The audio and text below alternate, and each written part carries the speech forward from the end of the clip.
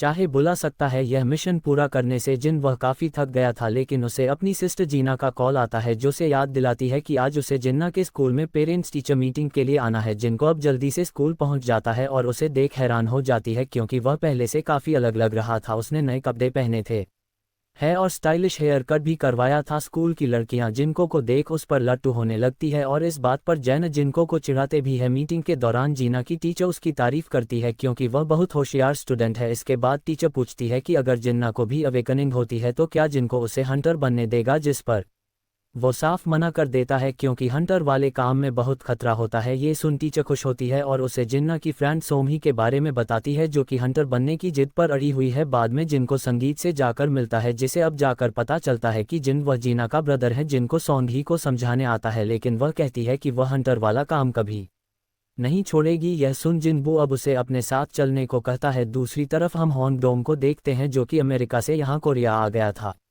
SP rank का अंतर है। हंटर एसोसिएशन का मैनेजर जिन चूल उसे लेने जाता है। जिन जून को पता था कि यहाँ क्या करने आया है। डूंगरपुर यहाँ पर अपने भाई की डेथ का बदला लेने आया था, जिसके लिए वह जिनको और जिन्हें को ढूंढ लेगा और उन्हें मार देगा। डोंग जिन जून को सीधा धमकी भी देता है कि किसी में हिम्मत है तो उसे रोक कर दिखा।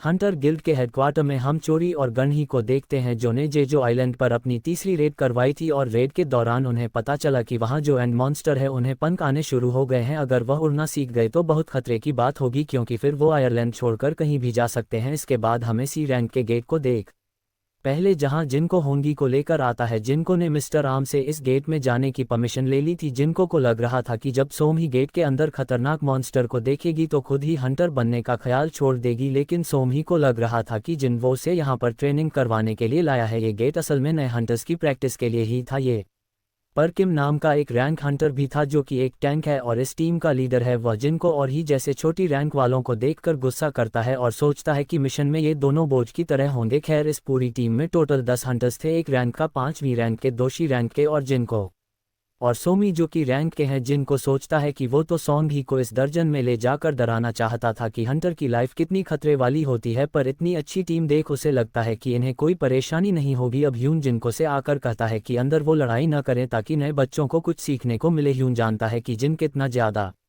स्ट्रांग है। इसके बाद ये टीम गेट के अंदर जाने लगती है। अंदर जाते ही जिनको को कुछ अजीब लगने लगता है और तभी यह गेट ट्रांसफॉर्म होकर रेड गेट बन जाता है। ये देख जिन वो तुरंत ही होंगी को पकड़ता है और गेट से बाहर निकलने की कोशिश करता है, लेकिन ये गेट सील हो रहा था। जिनको चिल्लाकर आन से कहता है कि प्राइमरी स्ट्राइक टीम को तुरंत फॉर्म करें, जिसके बाद ये रेड गेट सील हो जाता है। आन तुरंत ही गिल्ड मास्टर भी की उन्हों को कॉल करता है और उसे बताता है कि एक सी रैंक का गेट रेड गेट में ट्रांसफॉर्म हो गया है। जो सुन भी तुरंत वहां आने के लिए निकल पड़ता है। इधर जिन और बाकी टीम एक बर्फीली जगह पर पहुंच गई थी। सोम ही पूछती है कि रेड गेट और नॉर्मल गेट में क्या फ़र्क होता है। जिनको बताता है कि रेड गेट ज़्यादा खतरनाक होते हैं, एक बार उनमें एंटर करने के बाद न कोई बाहर जा सकता है और न कोई अंदर आ सकता है। ये लोग अब इस जगह से तब तक बाहर नहीं निकल सकते हैं जब तक ये यहाँ के बॉस को मार नहीं देते हैं और यहाँ के स्तर भी ज़्यादा खतरनाक होंगे। अचानक ही इनकी तरफ 2 रोड कराते हैं एक पैरों से। एक आदमी तुरंत ही मर जाता है, दूसरा एरो सॉन्ग ही को मारने के लिए था, लेकिन जिन वो उसे अपने हाथ से ही पकड़ लेता है और सॉन्ग ही को बचा लेता है। ये चीज़ पाखी जिन नोटिस करती है कि जिनको की स्पीड कितनी तेज है। इसके बाद ये पेड़ों पर 2 आइसल्स को देखते हैं जिन्होंने ये चलाए थे। इन लोगों ने टीम के 2 सबसे कमज़ोर लोगों को टारगेट किया था, यानी कि इन एल्स के पास दिमाग है। जिनको ये देख बहुत गुस्सा होता है और अपने हाथ से उस एरो को तोड़ देता है। यह हेल्स इनका मजाक उड़ाते हैं और फिर जंगल में चले जाते हैं। कांपते हुए जिनको से पूछती है कि पुत्री रिचर्स क्या थे। जिनको बताता है कि उन्हें ISLCRF प्लेयर्स भी कहा जाता है और वह बहुत बुरे होते हैं। किम अब बोलता है कि बाहरी दुनिया से हमें कोई सपोर्ट नहीं मिलने वाला है और यहाँ हमारा सामना भी रैंक या उससे ऊपर के स्तर से होगा, तो अगर जिंदा रहना चाहते हो तो मेरा ऑर्डर मानो, क्योंकि उन सब में वह सबसे हाई रैंक का है। कि कहता है कि उन्हें 2 ग्रुप बनाने चाहिए। उसका ग्रुप गेट खोलने का कोई रास्ता ढूंढ लेगा और बॉस को जाके मारेगा। वह सभी स्ट्रॉन्ग हंटर्स को अपनी टीम में ले लेता है और जो लोग कमज़ोर थे उन्हें मना कर देता है। उसे बस हाई रैंक वालों से मतलब था। बाहर का 1 घंटा यहाँ के 1 दिन के बराबर होता है, तो हो सकता है कि इन्हें कई दिनों तक यहाँ रहना। अरे तो कमज़ोरों को अपने साथ रखने से इनका टाइम ही व्यस्त होगा, तो ये लोग अपना देख लें। अब भी रैंक वाली ही जिन कहती है कि वह कमज़ोर टीम को ज्वाइन करना चाहती है। किम इसके लिए मान जाता है और मन में सोचता है कि यह कितनी बड़ी बेवकूफ़ी ही। जिन अब जिनके पास जाकर कहती है कि उनको किसी ने आते हुए भी नहीं देखा था सिवाय जिनको के, तो तुम ई रैंक के तो नहीं है ना जिन, वो कुछ नहीं बोलता और ही जिन मन में सोचती है कि ये जरूर या उससे ऊपर के रैंक का होगा कि अब अपनी टीम को लेकर चला जाता है और जिन वो अपनी टीम के साथ दूसरी तरफ जाने लगता है कि उनकी टीम पेड़ों पर बने पंजों के निशान देखती है जो कि किसी भालू के पंजे थे। किम सोचता है कि जिनको की टीम तो ज़रूर जल्दी मर जाएगी।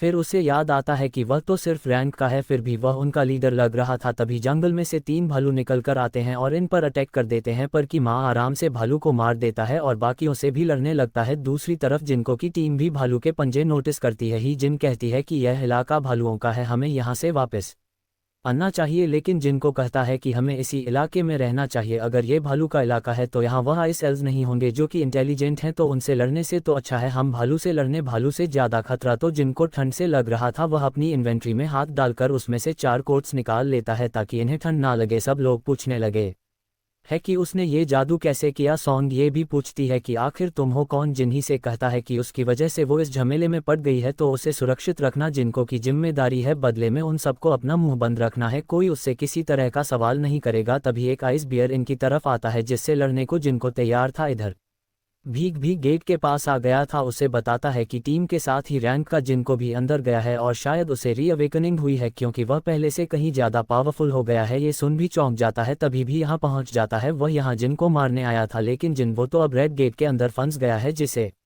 भी नहीं तोड़ सकता। जिन चूल मन में कहता है कि तुम किस्मत वाले हो जिन बुक जुडूम के हाथों से बच गए। इधर जिन्होंने अकेले ही कई सारे आयुक्त बीएस को मार दिया था और फिर उन्हीं को पकाकर उसकी टीम खाने लगती है, इन्हें अब उतना खतरा भी नहीं है क्योंकि इलाके के लगभग सारे भालू जिन वह मार चुका था। हो सकता है कि गुफाओं में कुछ भाग बचे हैं। खैर जिन इनसे कहकर गया था कि खाने के बाद उसे एक्सरसाइज करनी है, लेकिन इधर जिनको भालुओं की गुफा के सामने खड़ा था जिसमें से कई सारे भालू बाहर निकलते हैं इनसे लड़ने के लिए। अब जिन वो अपनी शेडो आर्मी को समन करता है जो जाकर ज़्यादातर भालुओं को मार देते हैं। आखिर में झुंड का लीडर बाहर आता है जिसका शेडो आर्मी कुछ बिगाड़ नहीं पा रही थी तो उसे मारने जिनको अपने सेनापति ग्रीस को भेजता है। ग्रीस जाकर उस बड़े से भालू को आराम से मार देता है और जिनको पता चलता है कि ग्रीस तो उससे भी स्ट्रांग है, पिछली बार अगर वह तलवार से ही लड़ रहा होता तो जरूर जिनको को मार देता है। इधर हम दूसरे ग्रुप को देखते हैं जिनमें सभी को आइसल्स ने मार दिया था, सिर्फ थीम ही जिंदा बचा था जो कि इन भयानक एल्स को देखकर डर कर भाग जाता है। आखिर में हम एल्स के लीडर को देखते हैं और यह एपिसोड यहीं पर एंड हो जाता है। तो दोस्तों आपको ये पहला एपिसोड कैसा लगा कमेंट करके जरूर बताइए और वीडियो अच्छा लगा हो तो इसे लाइक और शेयर भी कीजिए। और अगर आप हमारे चैनल पर एनीमे एक्सप्लेन पर नए हैं तो हमारे चैनल को सब्सक्राइब करके बेल आइकन जरूर दबाइए। मैं मिलता हूँ आपसे।